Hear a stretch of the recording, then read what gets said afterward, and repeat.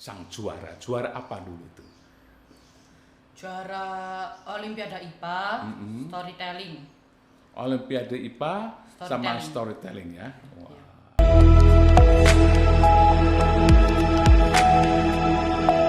Hello everybody, how are you? Welcome to Kangguru Excellent Channel.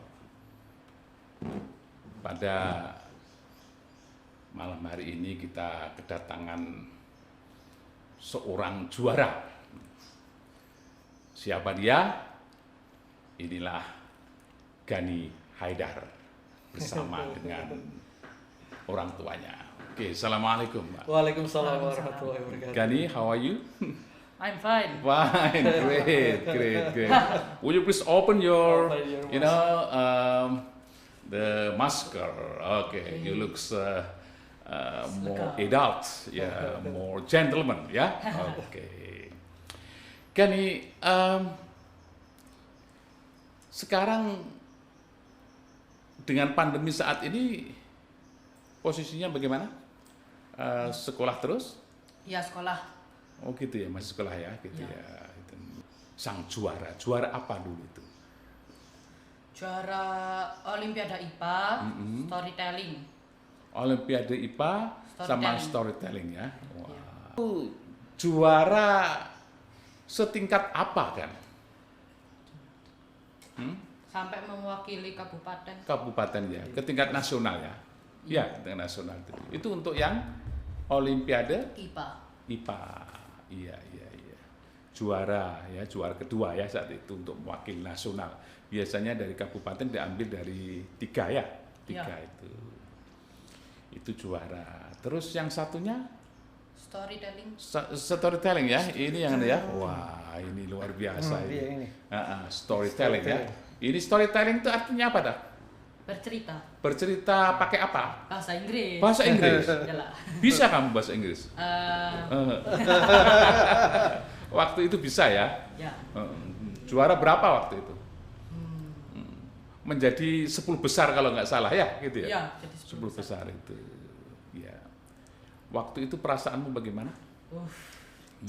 Alhamdulillah bisa masuk. Ya setidaknya apa ya? Mewakili. Masuk 10 besar. Masuk 10 besar itu sehingga sangat senang ya, perasaan Ya. sangat senang karena memang mewakili sekolah SD Excellent Children yang mana membuat sekolahan excellent menjadi dikenal ya di mana-mana. Sekarang sangat terkenal sekali ya kan gitu. Ya. Itu sehingga perasaan yang ada cukup membuat apa seolah-olah nggak percaya gitu ya gitu. Bangga buat diri sendiri, buat orang tua, sama buat sekolah. Oh gitu ya. Ya. Itu kok menjadi juara itu apa perlu persiapan ya? Untuk misalkan yang pertama untuk OSN Olimpiade Science ya. Ya. Nah, itu persiapannya bagaimana waktu itu? Kelas 4 ya. Udah mulai mikir. Kelas 4 baru perbekalan. Terus kelas 5 itu sudah mulai seleksi. Sudah mulai wakili kabupaten. Mulai kabupaten itu ya untuk OSN ya, untuk Science itu ya.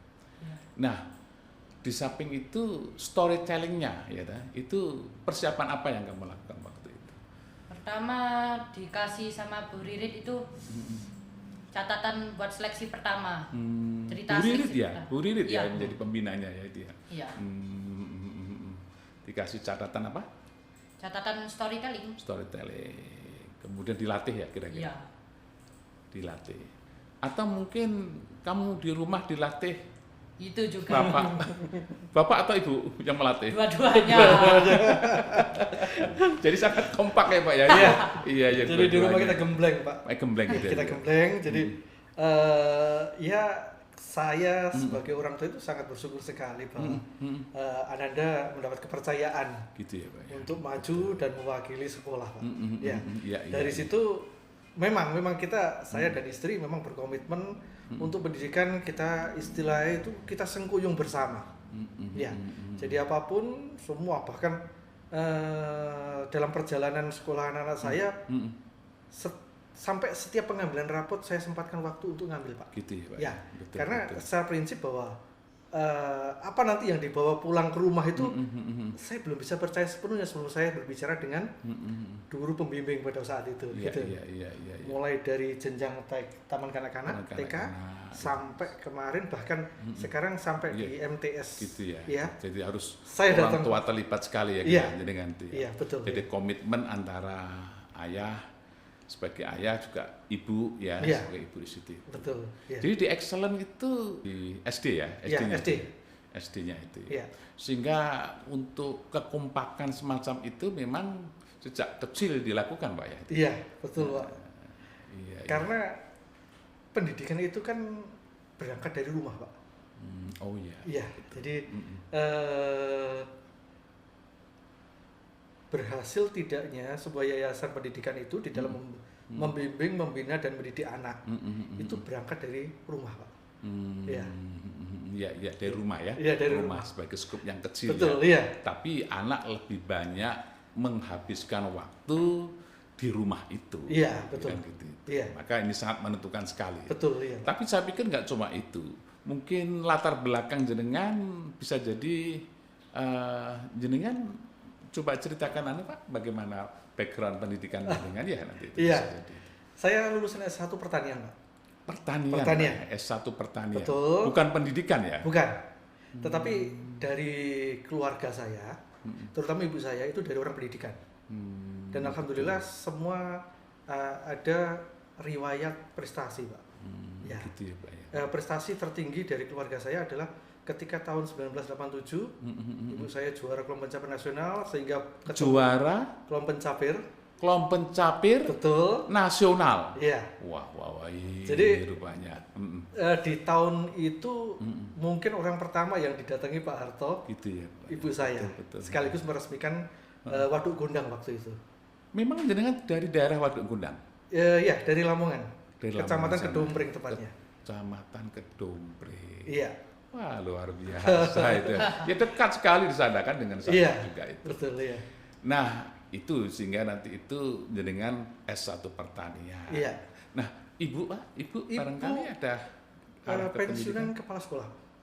Ibu jenengan sendiri. Iya. Kalau ibunya Gani?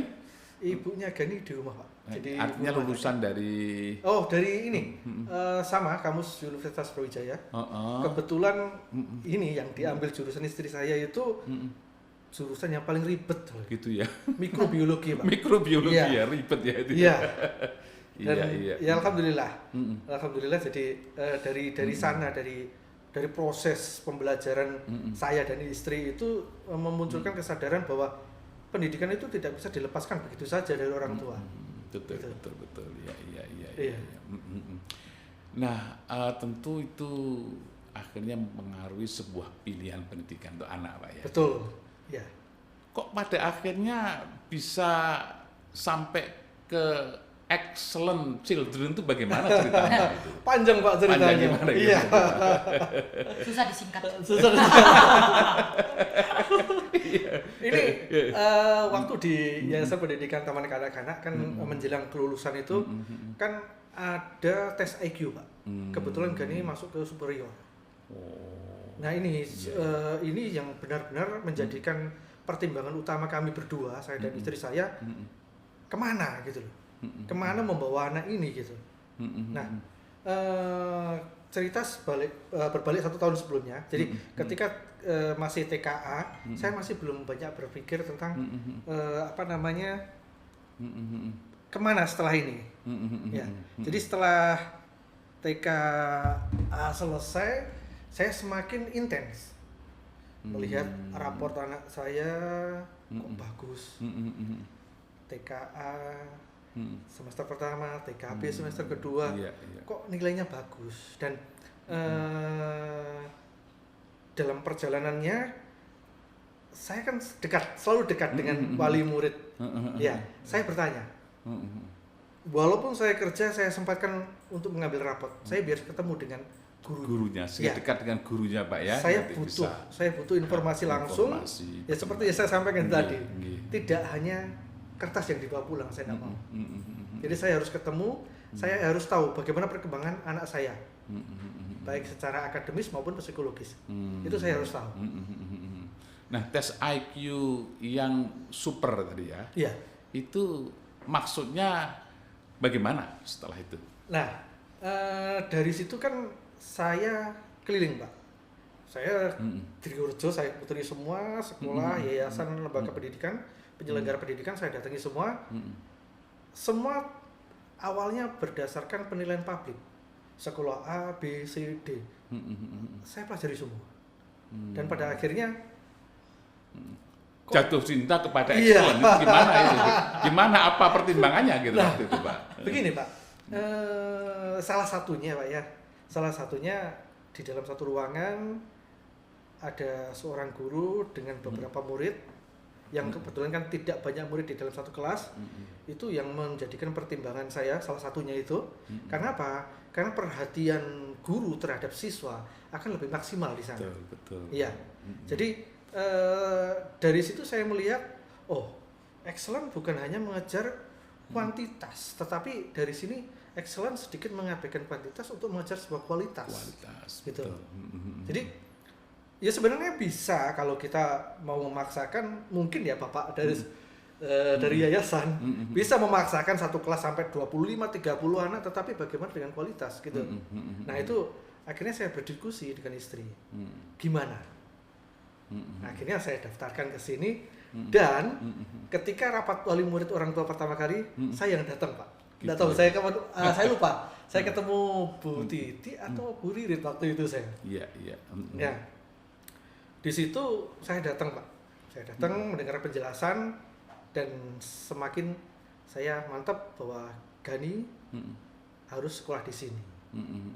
Nah, di situ pula saya sampaikan, mungkin satu-satunya wali murid, Pak. Iya. Saya yang berbicara waktu itu. Bahwa ada dua hal yang saya sampaikan, bahwa pertama, intinya jangan sampai mengecewakan kami sebagai wali murid yang telah memberi kepercayaan kepada excellent untuk mendidik, menggali potensi dan mengembangkan. Nah, tiga-tiganya ini itu belum tentu orang tua bisa melakukan. Jadi perlu kolaborasi antara orang tua, lingkungan rumah, dan lingkungan pendidikan. Itu, Pak. Jadi ada 3 poin untuk mendidik, menggali potensi, dan mengembangkan. Iya, yang betul. dilakukan. Iya. Gitu. Dan ini banyak yang kurang menyadari atau belum menyadari bahwa ada kekurangan orang tua yang harus diisi oleh lembaga pendidikan. Itu, Pak. Nah, berbekal dengan apa yang ada Gani itu, saya sampaikan seperti itu. Yang kedua yang saya sampaikan waktu itu adalah saya istilahnya dalam mantan itu kan pasrah, Pak. Saya menitipkan anak, tolong untuk 3 hal itu tadi. Karena saya sampaikan juga bahwa saya ada keterbatasan. Saya ada keterbatasan dan berbekal bahwa pada kepercayaan bahwa excellent mampu untuk melakukan 3 hal ini, gitu, Pak. Jadi itu, Pak, latar belakang saya kenapa anak Gani sekolah di excellent waktu itu. Ternyata memang apa harapan itu gitu, klop sehingga Gani menjadi kebanggaan nggak cuma jenengan tapi juga sekolahan ya rupanya. Jadi yang terjadi adalah melebihi ekspektasi saya. Gitu ya. Iya. Saya sampai bingung. Ya Allah, aku bilang gitu. Dan apalagi saya sangat merasakan itu ketika Olimpiade, Pak. Betul. Jadi proses bimbingan Olimpiade itu saya sampai sama istri saya, Gani ki anak sopo sih? Loh, iya, Senin dibawa Pak Tamam, Selasa dibawa untuk dibina itu. Berapa bulan itu ya? Wow, selama. Lama ya? Lama itu ya. Itu sampai saya, iki anak sopo sih? Yang bina siapa waktu itu kan? Iya. Guru-guru semuanya. Guru-guru semuanya. Ya, di samping dari guru excellent Iya. sendiri juga diambil guru-guru dari luar ya untuk Iya. membina. Jadi itu ya. saya itu kadang kalau ingat waktu pertemuan pertama saya sampaikan yang seperti saya sampaikan tadi itu, Nggih. saya itu malu kadang-kadang. Gitu ya. Walah lagi anakku terus dianggap kayak anak dewe. Ternyata. Iya. Begitu. Jadi saya juga ya mungkin mewakili keluarga juga berterima kasih. Pertama atas kesempatan yang telah diberikan kepada Nanda Gani untuk mengambil peluang itu, Pak. Nah itu batu loncatan yang sangat luar biasa untuk gitu Nanda ya. Gani. Iya. Karena apa? Dari situlah. Iya. Jadi ada istilahnya kemarin disampaikan ada surat sakti dari kabupaten Gitu ya. bisa masuk kemana saja. Karena menjadi juara tadi, Pak ya. Iya. Gitu. Iya. Ya. Bahkan kalau mau sekolah di Kabupaten Gresik, dipersilakan mau milih di mana. Iya. Iya. Iya. Sehingga harapan ke depan bagaimana untuk excellent di sana? Excellent. Begini, Pak. Kalau berbicara tentang pendidikan, itu ya seperti yang saya sampaikan tadi bahwa pendidikan itu berangkat dari rumah. Ya. Lembaga pendidikan itu adalah sebuah operator, sebuah sistem. Iya. Sistem yang menjalankan program pemerintah melalui kurikulum pendidikan.